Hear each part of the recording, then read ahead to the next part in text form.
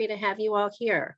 So JFCS serves over 25,000 people in the Philadelphia area, and we serve older adults, Holocaust survivors. We do a lot of prevention work, suicide prevention, and we work with volunteers and hoarding clients. We do a lot of different things. We work with people with food insecurity and are trying to cope with poverty. And I'm the director of programs and services for people with disabilities. We serve people from 14 and up. And I just will briefly just say some of the things that we do. We provide counseling services, care management to help people get set up with waivers and entitlements. We do a lot of socialization and do trips out in the community. We do life skills to help people to expand their repertoire of skills so they can become as independent as possible. We provide support groups. We do a lot around advocacy, providing for the community in terms of helping people in the community and making food for those who may be suffering from food insecurity. And we provide community for those who participate in our programs. So I've written here the care navigation phone number. We'll put it in the chat as well, and my personal email. So we'll put that in the chat. If anyone wants to reach out, please do. Awesome, Lisa. Thank you so much. At Jewish Learning Venture, our whole community inclusion initiative offers a number of different ways that across the greater Philadelphia area that we're making our Jewish community more inclusive. These are just a few of the programs that we're offering to our local education directors, teachers, inclusion leaders in the community. And you'll see at the bottom, we have something called the JKid Access Families Initiative. I'm very thrilled. Our JKid Access Director, Suzanne Gold, is actually on the program and helped to set this up. And if you're a family raising a child with a disability in the greater Philadelphia area and you haven't signed up for JKid Access yet, we're going to put the information in this chat. We'll also share it in a follow-up email. But it's a wonderful program that provides specially designed materials for families to be able to engage in Jewish holiday celebrations at home. And you get connected to a wonderful guide who can really support your family's journey. So we'll share all of that info in the chat through the night and in our follow-up. But in the meantime, we're really excited for to meet Dani for the reason we're all here tonight. And Dani, I'll turn it back to Lisa, who's going to share a bio just in case you missed Dani's incredible bio. So you know who we've got here tonight. Thanks, Gabby. So Dani Tapper is an award-winning composer and lyricist. She lives locally with her husband and 3 children. Early in her career, she released several original children's albums and performed hundreds of concerts around the country.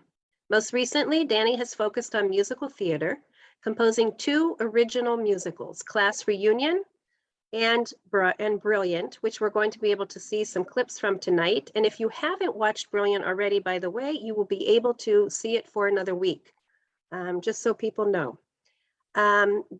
Dani created Brilliant. It premiered off-Broadway in 2021 as part of the Broadway Bound Theatre Festival, and it was nominated for Best New Off-Broadway Musical in 2021. Dani is now a sought-after speaker, using Brilliant as a platform to engage organizations in discussions surrounding inclusion and disability awareness. Dani continues to be involved with children in theater as she recently established the Shipley Lower School Theater program, where she currently serves as its director. So Dani, take it away. Okay, thank you. Thank you, everyone. Thanks so much for inviting me to speak to you tonight. I have to say, I'm a bit overwhelmed with the turnout. This sort of format is very new to me, so please bear with me. Of course, I'm not new to Zoom, but usually I'm on the other end with my mic and often my video off, listening to the speakers. I prepare dinner. God forbid the sound or video should be on, and then you'd see and hear the chaos in my house.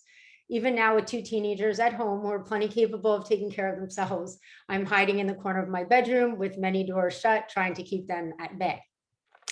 But I know a lot of you can relate, and that's because most of us are mothers. We love our children, and they certainly can drive us crazy at times, but we love them.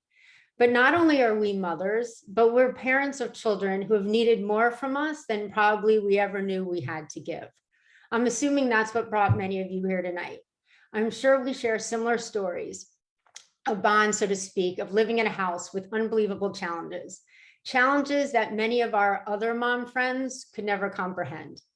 We can't really talk about it. I mean, not really, not telling the most utter truth, because there are no words. During those moments when things are really tough, when we are so isolated, when we don't have the answers, when we don't know how we'll make it through, there are no words. For me, when I'm experiencing one of those moments, I turn to song. With music, I can express myself in words that I couldn't before. And with music, I could share the emotions I was experiencing, either that sense of hopelessness or that sense of hope, the anger, the sadness, the isolation, the strength, and the love a mother feels when raising a child with differences. I was invited here tonight to present to you my story, one that I turned into a musical called Brilliant. I worked on Brilliant for almost 5 years. This past fall, as you heard, we had 5 sold-out performances in New York as part of the Broadway Bound Theatre Festival. And it was an amazing experience and one that I'm very proud of and very thankful for. We were really fortunate to get a video of one of those performances, and I'll be sharing clips of that show with you tonight. All of you who signed up for tonight's Zoom also received a link where you can watch the show in its entirety, and that link would be good until May 7th. I'm here with a few special members of the cast too, and hopefully we can hear from them later on. So I'd like to share with you all this first clip, which is the opening scene. I don't really think it needs an introduction, so here we go. I would like to say on Zoom, we hope it runs smoothly. There we go.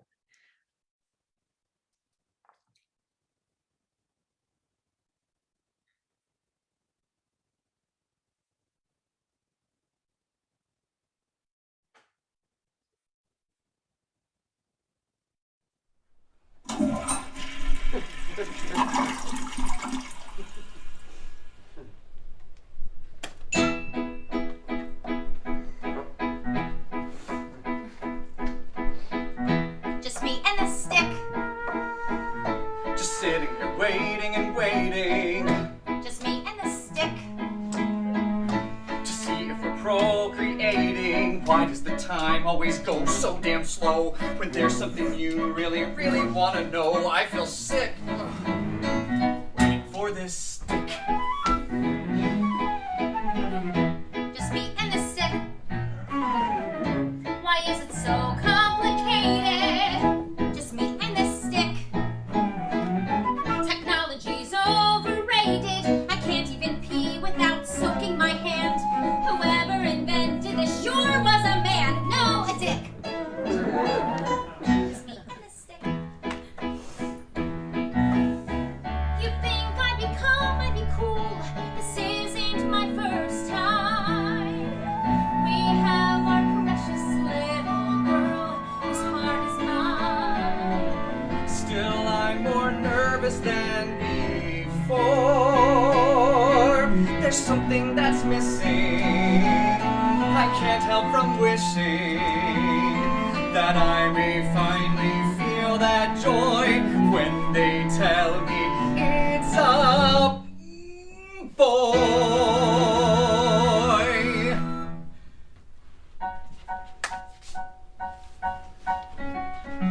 A plus or a line. I can't see without my glasses. A yes or a no. This stick is slow as molasses. 10 seconds from now, and then we will know. There's something inside of me starting to grow. Just give it one more tick. I love this stick. Mwah!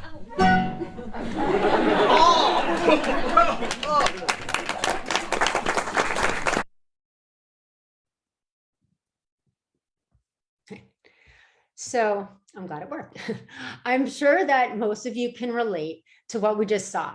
2 parents so excited for the birth of a child, already setting expectations of who this child will be and what they can do.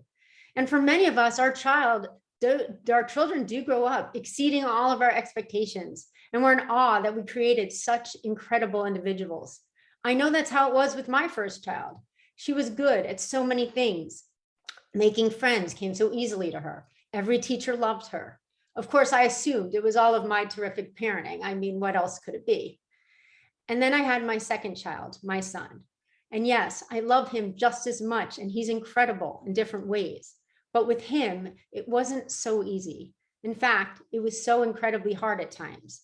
My son has a diagnosis of being on the autism spectrum, and these last 18 years have been a roller coaster with me and my husband along for the ride, trying to do our best to support him and making sure that he's given the opportunities to show people his strengths and how wonderful and brilliant he is. So in the show, the story fast forwards to their son Adam being 10 years old.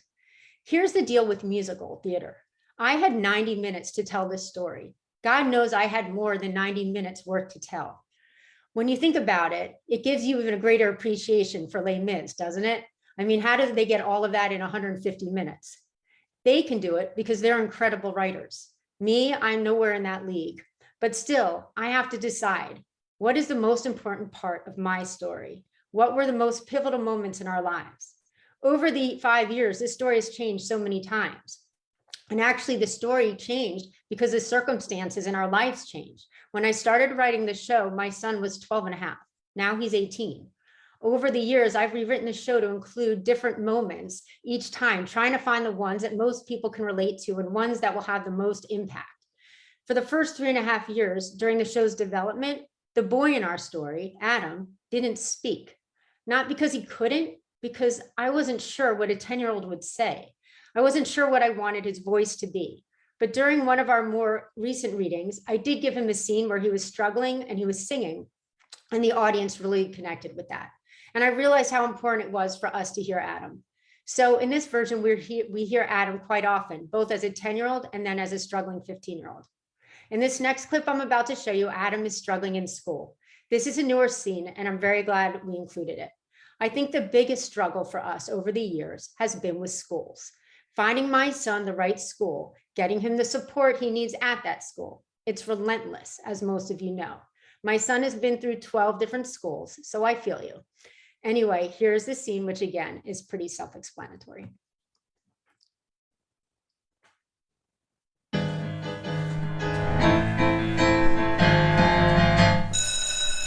So class, this year we are going to learn about ancient civilizations, starting with Greece. Now, I thought it would be fun on our first day to discuss Greek mythology. Now, I bet there are some of you that are big Percy Jackson fans. Let's see who can impress me and name the 3 main gods in Greek mythology. That's easy. Zeus, Poseidon, and Hades. Zeus was the king of the Olympians, god of the sky and thunder. Poseidon was the god of the sea and earthquakes, and Hades was the god of the underworld and the dead. Anyone? Jason, how about you? Oh, yes, that's right. Zeus was one. You know the other 2? No? Anybody else? Hades was the oldest of the brothers, but he was also the last one to come out when his father threw them all up. Yuck. People always think Hades was bad because he was always made out to be the bad guy in books and movies, which I get because he is in charge of dead people. But really, he was just doing his job. He wasn't a mean person. He didn't have a choice. He got a bad reputation, but it wasn't his fault. Adam, did you say something? Adam, do you know the answer? Adam?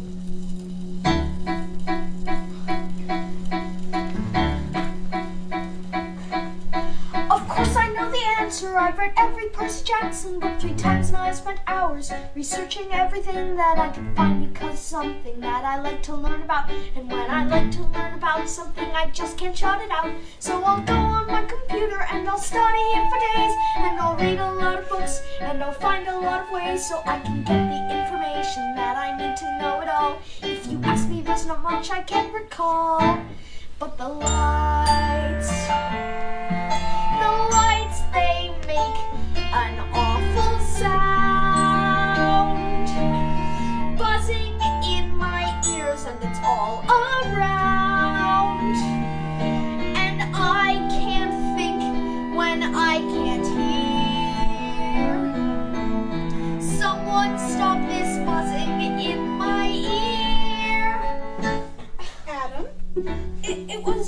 the names of the other two gods? Do you know? And I have this problem where the words they won't come out, though I know all of the answers and what they're talking about.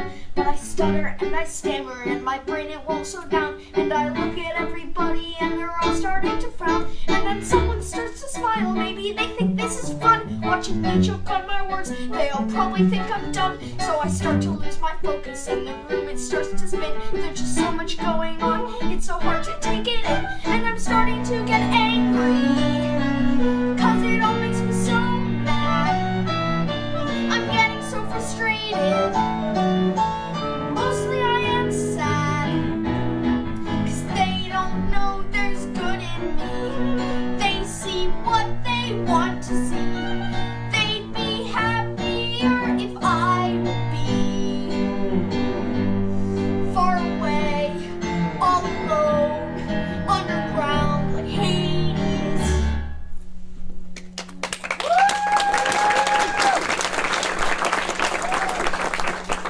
It's okay, Adam. You can tell me next time. Alex, do you know? Very good, Alex. Adam!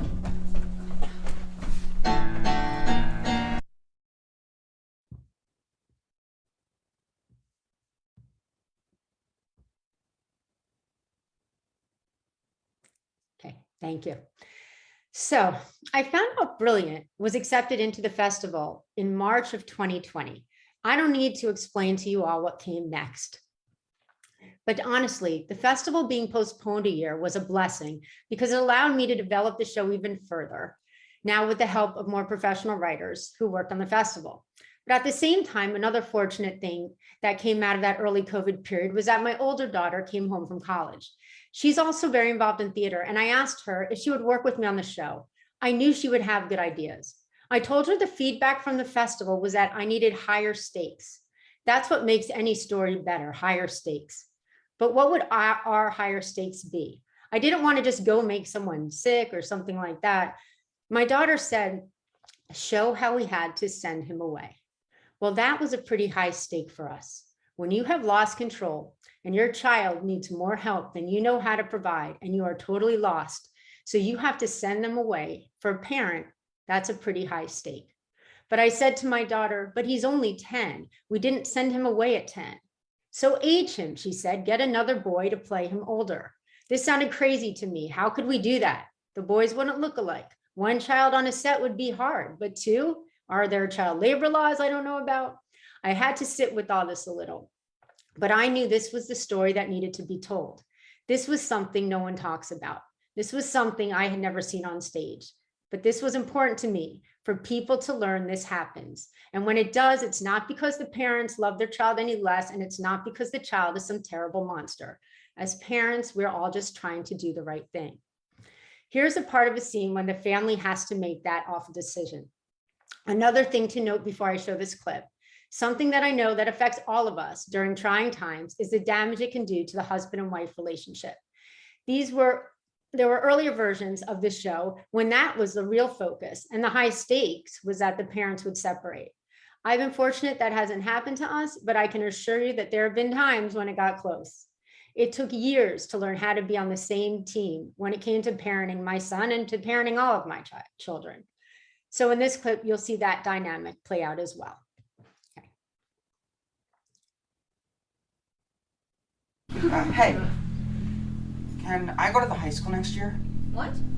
Can I go to school with Kat next year? We could drive together. Adam, you're doing fine at your school. I thought you liked it. I never said I liked it. I go because I have no choice. You don't want me to be happy. You think there's something wrong with me. Well, look what you did to your hair. Jake, stop. And that is not true. I don't think that there is anything wrong with you. Adam, your school is a good school. You're not changing schools. You just don't want me to be normal. I'm just as smart as Kat, smarter even. Of course you're smart. It's got nothing to do with that. Then why? What is it? Oh, because the poor autistic kid can't be at regular school like everyone else? Damn it! Are you seriously gonna let him just act like that? He is upset and he's angry. I'm gonna go talk to him. No, give him a minute to calm down. We'll check on him in a little. I don't get it. There are times when we have totally normal conversations and I know he could be friends with kids at my school. Yeah, except there are other times, which are often, when he can't. Look, you can't even sit for one goddamn dinner! Jake, lower your voice. He can hear you. Good! Let him hear me! I'm so sick of this! How do you expect this kid to function as he gets older, huh? And I don't see you giving him any consequences for throwing his food all over the place! Jake, please lower your voice. And you know that there's not a consequence that would make him stop. He just needs time. This is my house, and I will talk as loud as I want! I'm so sick of tiptoeing around so I don't upset him! I'm going to bed!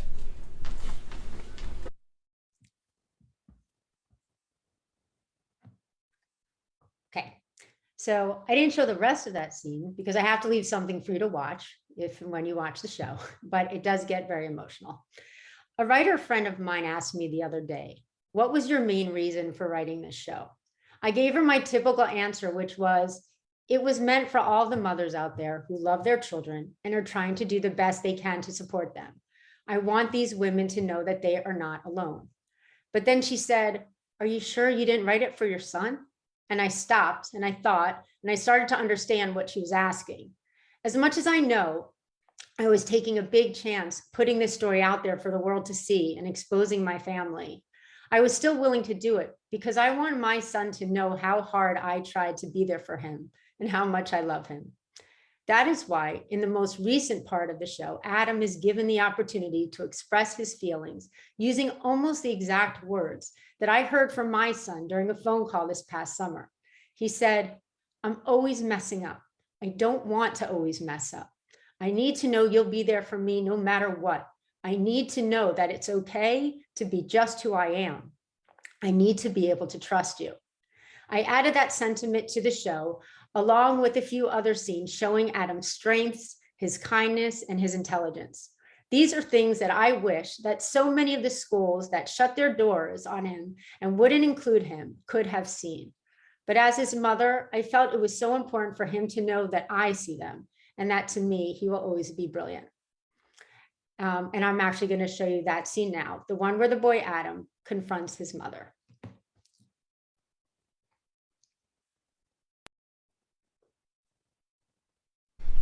Adam, please talk to me. I came all the way here to talk to you. I didn't ask you to come.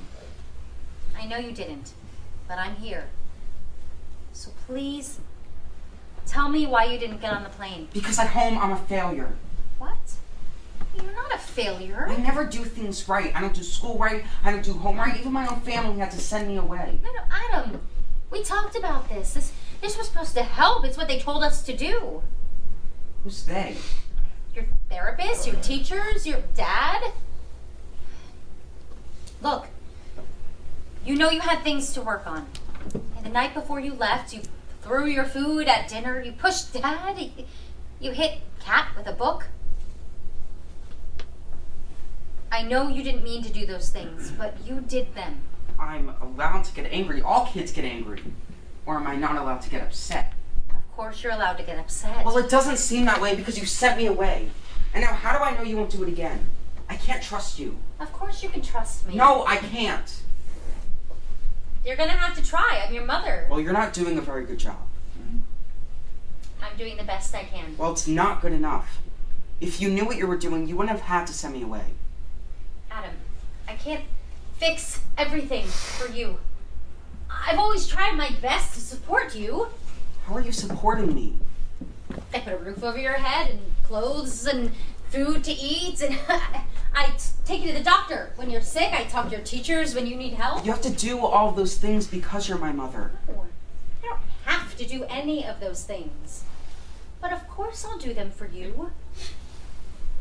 And what about all your birthday parties and the family trips? So what do you want, a reward? No. That's not what I'm saying. Adam, it's not about those things.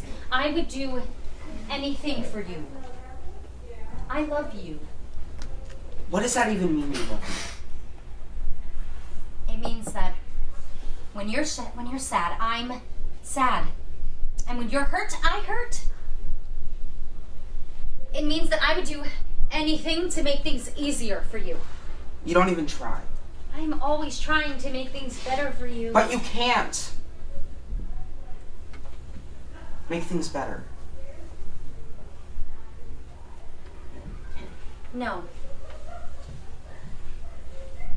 Sometimes I can't. But let me tell you something. I am all you got. For good or for bad, I am the only mother you have. So you have to learn to trust me again. Can you do that? I don't know. Well, what will it take for you to trust me again?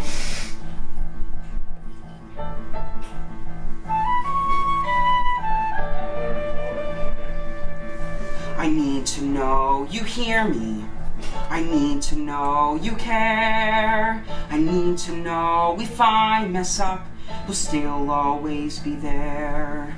I need to know you want me just the way I am. I need to know that it's okay if I'm not what you planned. I'm not at fault here. I'm not to blame. You made this happen. Now nothing's the same. So how can I trust you?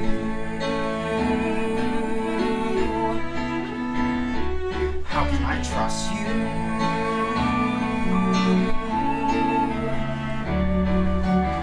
Adam, your father and I are always going to be there for you.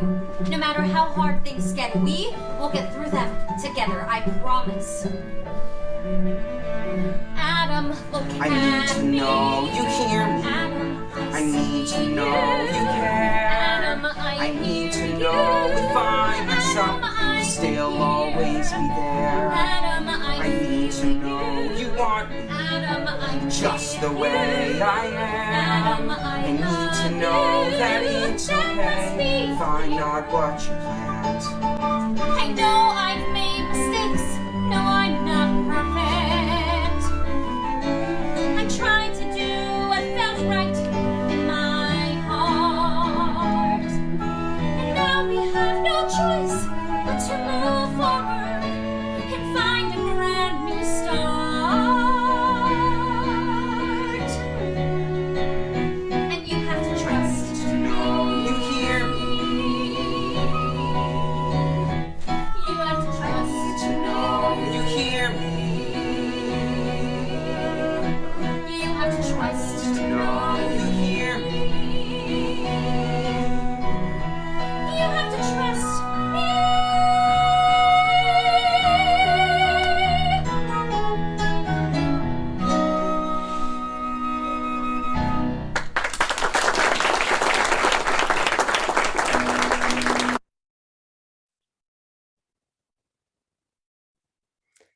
So that's a small piece of my show, Brilliant.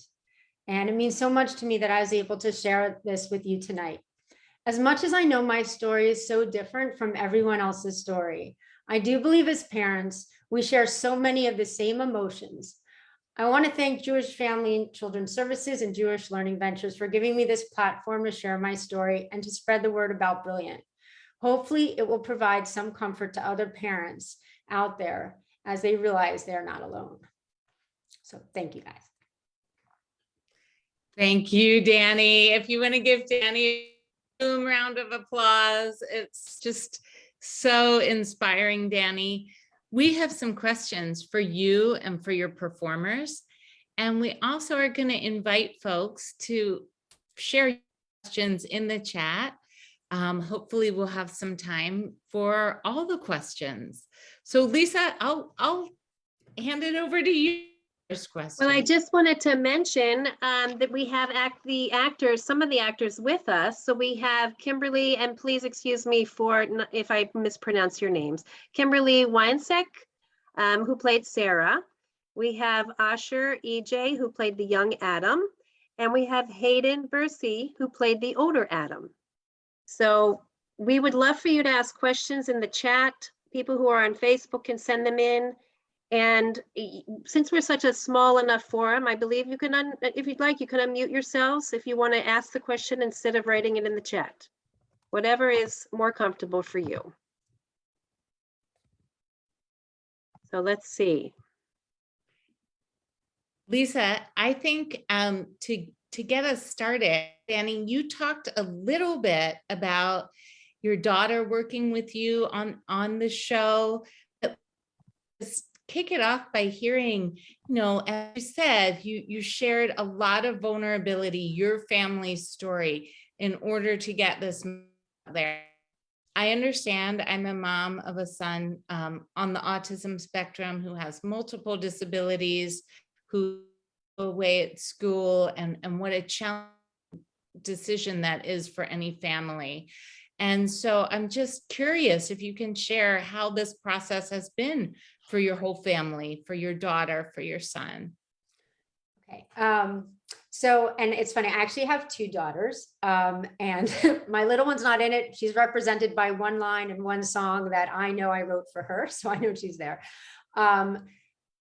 I modeled this girl really after my daughter relationship that she has with my son, which was a very motherly, loving relationship. We're very fortunate in that circumstance.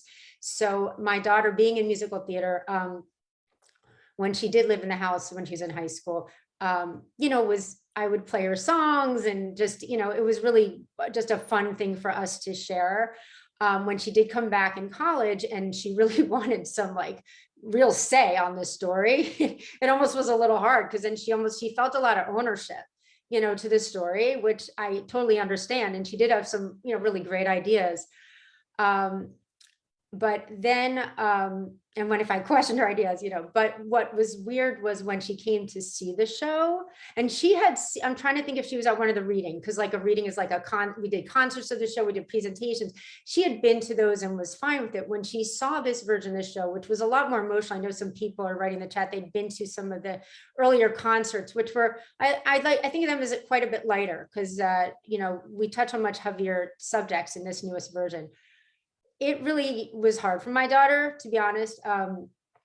She saw it twice, and it was weird. She had a hard time talking to me after, and she got really sad, but then the second time she got sad, she's like, no, it's really good. I'm glad you did it. But it's very personal. And there's, scenes from it that, I'm sure she could hear going on in our household. So it was hard for her, but she does appreciate the fact that we had to do it. My husband, kind of the same thing. There was a review that called the dad, Jake, this mean guy, and my husband got all mad about it. I was like, it's not you, it's a character. I always found it very easy to separate myself from these characters. The story I connect with, but I don't feel like I'm Sarah. I really don't. I really separated it. I think I have to, right, to do this, to do it. And then for my son, everyone wants to know, how does my son feel about it? So I'll jump to that. My son has always been aware of the show. I sang him a song or two when he was younger. I wanted him to know it was about, my love for him. He always kind of seemed like, okay, cool, kind of uninterested. He did not come to see the show, nor did my younger daughter. I didn't feel at this point in time, just in his development, that how he would interpret it. I don't think he would interpret 100% out of love. I hope he does in the future if he sees it. But he jokes about it now. He read something about it on Facebook not too long ago, where for the first time he seemed upset about it, because it mentioned a diagnosis, which he really doesn't like to talk about at all, if ever, because he's very high functioning and it can kind of go unnoticed unless it's brought up, as well as wilderness therapy. And he was really upset that got mentioned. And then 2 days later, he was laughing about it. So if it was really upsetting him, I would not do it. And I do hesitate about how much I will publicly do the show anymore because of that, because he's more important to me than the show. But right now he's laughing about it. He's, okay. Okay, thank you for sharing that. Okay, we have a question from Debbie Carl. How did you get the idea to keep the younger actor on stage and involved in the action? That was very effective and he did a great job. So we get that question often, and that's truly, so our director cannot be here tonight. Her name is Misty Wills.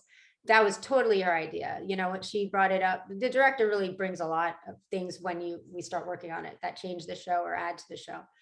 She went back and forth. We've had mixed feelings about it. I thought it was really cool because when I see my child, as I'm sure when you all see your child, you kind of see them in all those ages, right? You're not always looking at them as an 18-year-old, you're seeing the 12-year-old and the 8-year-old kind of all at once. So it was Missy's idea, and she thought, let's just try it, and it worked. I liked how it worked, It's very cool. Yeah, cool. Kim, I have a question for you. And again, I want to encourage folks, if you have your questions in the chat.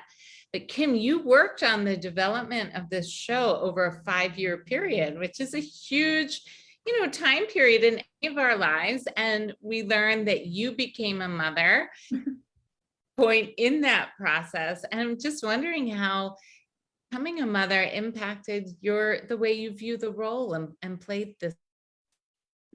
Yeah, absolutely. So I actually became a mom about 4.5 months before the videos you just saw. Here's my daughter. I have to show her off if you can see. She's 1 now. It was very different.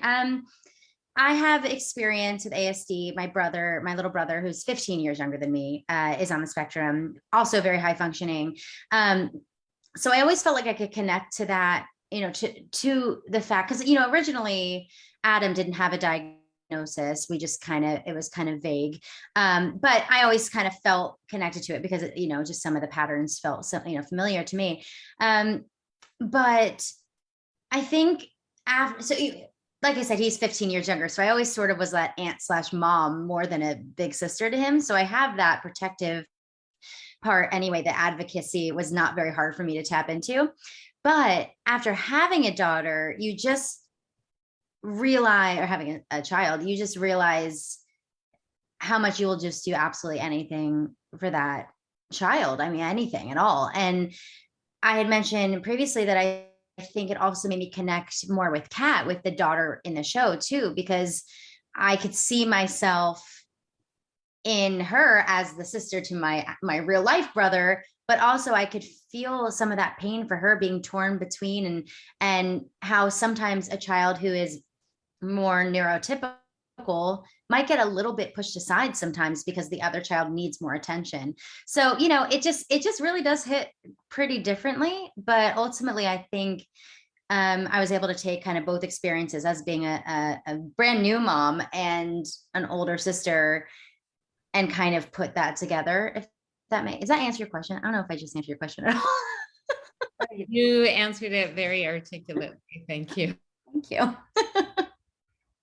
I thought maybe we'd ask the 2 actors who played Adam a question. I wonder, how it was for you to play that role.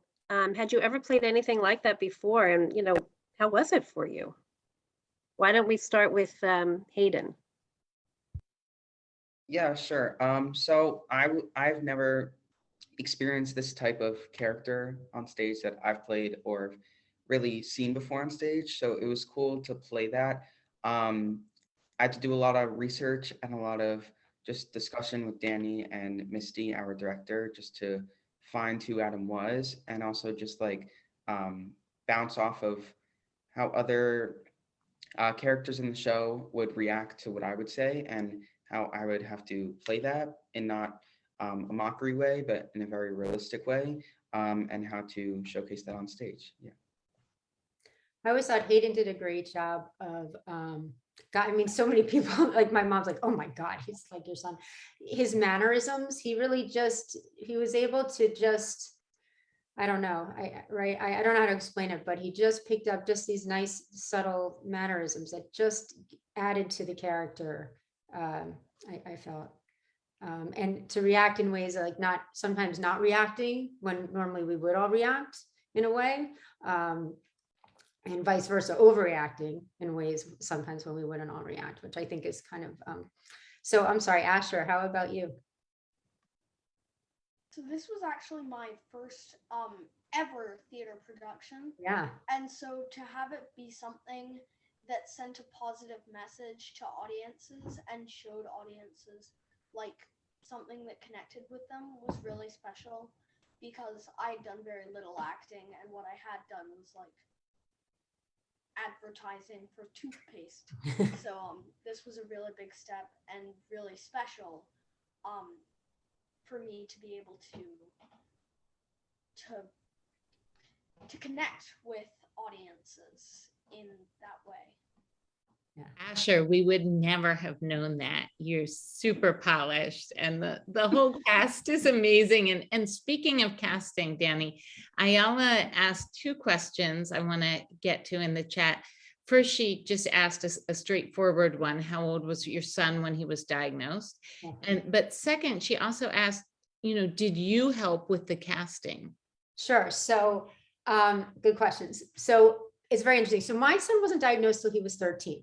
So obviously that's what changes this story for everyone. People have stories where their children are diagnosed at birth or 1 or 2 nowadays. But if we think about it, if we rewind, right, my son's 18. If you rewind 18 years from now, that wasn't, you know what I'm saying? I think he missed that window where everyone's getting diagnosed.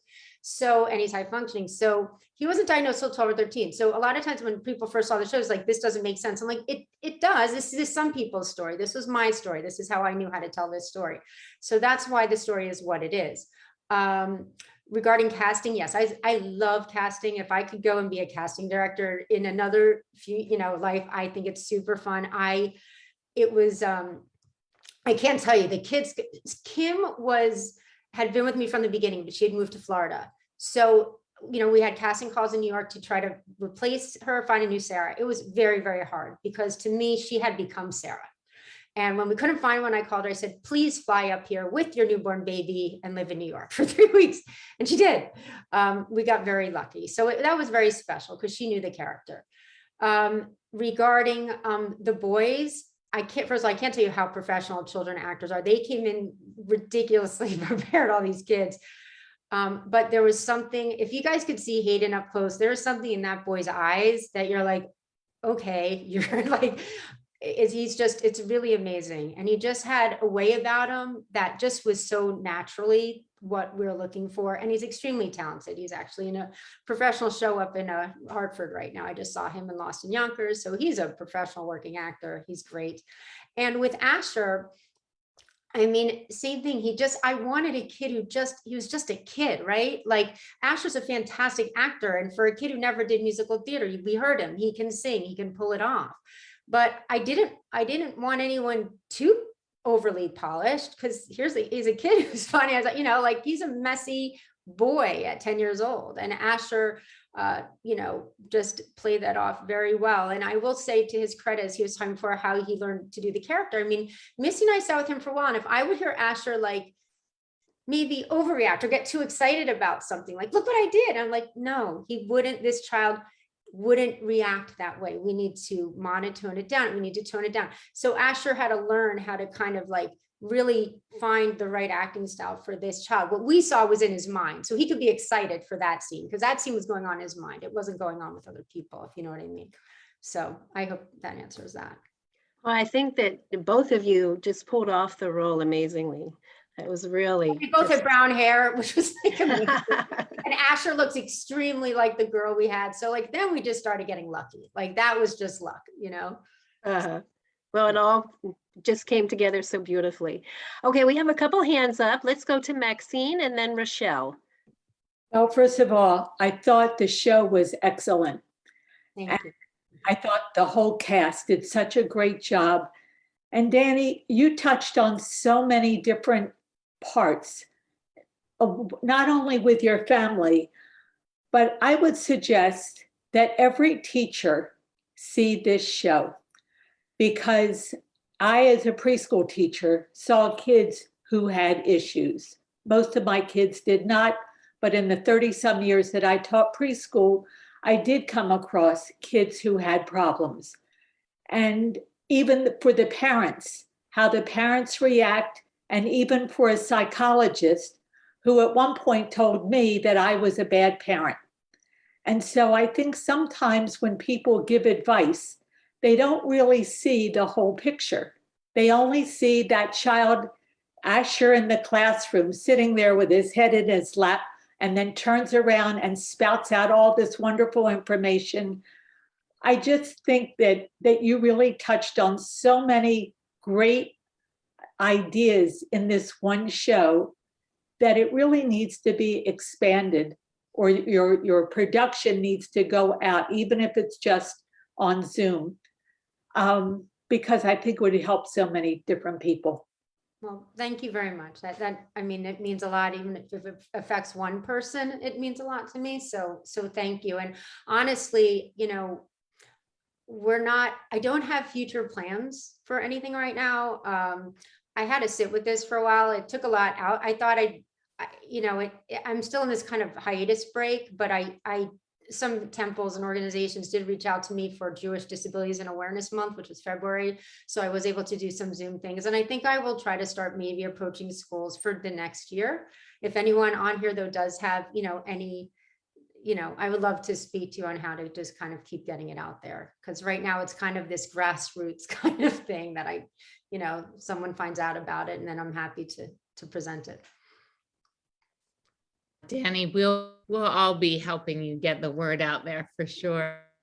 Just want to let folks know we've got a hand raise, we've got a comment that we want to get to in the chat. We have one on Facebook. So we're going to get to all those questions because this discussion is so important. Rochelle, we see your hand up if you want to unmute and share. Hey, I did it. Okay. I'm not good with technology. This is so uplifting to see a support group. I had my son 46 years ago, and there was no help. People didn't know what to do. And I had him in schools, and they would put him in the classroom with the mentally retarded children. And they didn't know what to cope with, and he ended up winning a national merit finalist thing. And then he had a nervous breakdown because of statistics in college. But he just got his first job. And I'm so thrilled. He's living by himself in Philadelphia in an apartment. And he's doing okay now. And he's growing. So there is hope for everybody. That's great to hear. Really glad to hear that. Thank you, Rochelle. Okay, so we have a Facebook question from Ina Pitkiss. Her question is, what scene touched you the most in the musical? And maybe some of the actors can also speak to that. Do any of you guys want to answer that? So, if I may go first. Yeah. So, the scene that was just barely not shown, after the dinner table scene, is it okay if I spoil it or Yeah, go for it. So after that scene is when they decide to send Adam away, and that scene when Adam gets the news, young Adam or spirit Adam or whatever young Adam in that form is, so I got to be a part of that scene, and half of the time through rehearsals, I was crying because it was such an emotional scene, and even just thinking about it now. So that scene was really touching, and I felt that was my favorite scene because of how well done it was and how well it told the story. Yeah, I don't know if you guys could hear, but Asher, I'm going to agree with you, and I don't mean to cut you off, Kim or Hayden, if you're going to speak, but what was really amazing is we had a sound designer who brought in this underlying humming sound, and it was like a very low buzzing, and you heard it a little bit in the beginning of Hades when Asher is starting to get agitated, and you hear it in the dinner scene when Hayden's getting agitated. And what I felt as soon as that dinner scene started and you hear this buzzing sound, and it comes across in the video, in the theater it came across louder, it starts to put you a little on edge, right? Because you're hearing this buzzing sound. I don't know other actors if it did it for you. It always did it for me. As soon as I heard that buzzing sound, we all got on edge. And it was kind of supposed to be how Adam was feeling. And he was feeling on edge and like he's about to lose it, right? So that started this scene. And then, yes, I mean, the rest of this scene does get, every time we'd rehearse this scene, we look at the director like, oh no, like this is a scene. So, well, along the same lines of that, for me, it was part of that scene too. Probably, I mean, it's kind of an emotional roller coaster for Sarah. I think there's very high highs and very low lows for her, but I think the moment when older Adam when we decide we're sending him away, and at the very end of a song, Sarah says, I love you. And he says, I hate you. And that, oh my God, it's like, I get chills even thinking about it. It just like knocks you back, you know, because all you're doing is trying to make your child understand how much you love them, but they can't see it, you know? So that's probably the most powerful moment for me as an actor, for sure. Yeah, and along that length too, kind of right after that, we see how Adam's brain kind of changes and he gets very like sad and like kind of independent on his own. So when Sarah comes to visit him and the whole trust me scene happens, that part is so powerful because we see Adam like he's so like sad and just like independent and feels like he doesn't have anybody. But then when he finds like his mom is like who he has, even though sometimes she doesn't know exactly what to do for him, but by the end they're just together. And then in the next scene we see just Adam getting ready for school and he's just very happy, and it's just a good transition in the show, and it's very powerful then too. Thanks. And that's all new stuff. So if anyone who saw anything in my house, I would just put, you know, because we, you know, that's, you know, COVID gave us that time to, that's what happens with shows. They change. Still changing. So we've got 2 questions that we want to get to. Thank you everyone for hanging in with us. It's just such an engaging discussion, and also love all the people who've just pointed out that we've come to this point where shows like this can get, and that we have platforms like this to tell these stories. And Ruth Merstein asked, with autism, more autistic characters in books, is public school more inclusive and any less social autistic kids? What do Hayden and see in your own schools? Just really cool to throw out to you guys since you're in school. Yeah, so I'm a freshman in high school. So during COVID, I like don't have a great memory of what it was like. I was still like much younger. My brain was all over the place, but I go to a special program for acting in my high school, and they also have a program there for kids with disabilities at my high school. So it's nice to see how people are there for them, and that students can also help out with them as well, and be a kind friend to them too. Very cool program. Asher, how about you? So it's varied from school to school because I've gone to technically 3, but basically 2 schools because COVID wiped away a school 1 year and then changed. But so in my elementary school, I saw not much representation or help for anybody with disabilities.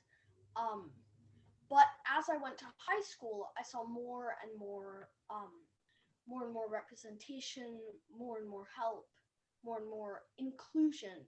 Like in my English class, we read multiple books about children on the spectrum and how their lives are, and talked about like how that impacts their lives and how that impacts their parents.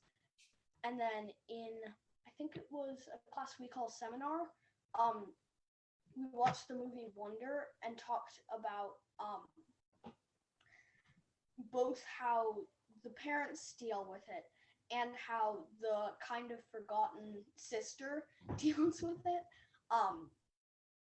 As Dani said earlier, when all of the attention is going to the one with disabilities, the other child is left to be a little bit ignored. But it was really heartwarming to see all of the representation and all of the inclusion at my new school. And that is all. Is Asher the best? I just want to say thanks, Asher. I'm so glad they're doing it in your schools, because I don't know if they do that. I don't think they do it in my daughter's school. It was very interesting because on our crew, we had one of our crew members had literally found out, I think that week she told us, she had found out that she was on the spectrum on our backstage crew, which was, and it was very interesting. And like, you know, and I'm like, okay, we got this. Like, we need to support her. Cause I mean, even if she had told us or not, she's, certainly, came on, and I'm like, okay, I think she needs some support here. I think, I could just kind of sense like she needed some support, but I mean, and she was fantastic and she did a great job, but it was, I don't know, for me, it made it a little more special to actually have some with differences being a part of our crew and our cast. And she said it was hard for her to watch because she literally just found out, and she knew there was always something off and she couldn't put it together. And so it was really emotional for her. So anyway. So we've had a lot of comments in the chat, how wonderful the show is and being able to show individuality. One woman, Juliet, and I think you said that wasn't your name. Sorry, I'm missing the link, but it was a very nice comment. That was, we got that person, that was Ruth. Okay. We just shared. Yeah. Okay. Yeah. Great. Okay. Thank you for sharing. It's not only instructive and supportive for families when children with tribal differences, but we are encouraged to see each of our children in their distinct individuality. Hard to do. So I think, it's just been such a wonderful discussion we've been having here tonight. And so, this topic it just touches so many people's lives in so many different ways. I wonder if we have any other questions before we want to wrap up, because we're almost at 8 o'clock. Do we have any last questions? And I'll just say, we have a website, which I never put up there. It's just Brilliant the Musical. So if people wanted, I think there's some information there to learn a little bit more about it. I think there's another, they can check that out too. That's great, Dani. And, as Lisa and I shared at the beginning, both of our agencies are here to support families raising kids and adults with disabilities, and just adults with disabilities here in the greater Philadelphia area. And I put our website on again because it has tons of free resources that families can download, and just really be in touch with us. We're here for you. This really is community that we need to support each of us. And Dani, we're just so grateful to you for putting this creative musical out in the world. And can we give a big Zoom thank you to our amazing performers as well as to Dani? Really, thank you all so much. Yes, and ditto from me as well. Thank you so much for reaching out to us and providing this wonderful opportunity. And we're happy to help you, Dani, to do whatever we can to get this out more into the community. Okay, well, and thank you guys so much. It would be nothing without audience and people to share it with. And, if it touches one person, then we've done our job. So just thank you so much for the platform. I appreciate it. And thanks to my cast for showing up tonight. Thank you. Yeah, thanks to all the actors and thanks to everyone who joined us this evening. Yep. Okay, take care. All right. Take Bye-bye. care. Good night, everyone.